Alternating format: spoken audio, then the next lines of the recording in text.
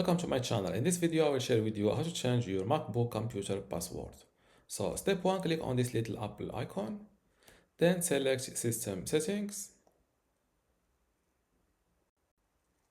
and then scroll down looking for Users and Groups. This is it.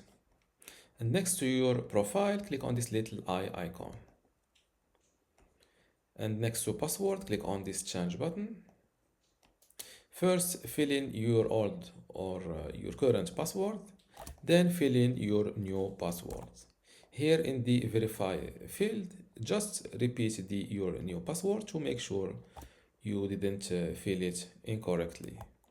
And I highly recommend you to use a password hint that is smart in order to let you know, remember your password if you forgot it.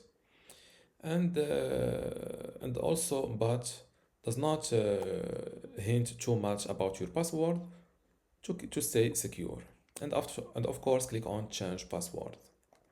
And this is how to change your MacBook computer password. If you still have a question, leave it in the comments below. And don't forget to give this video a like. Thank you.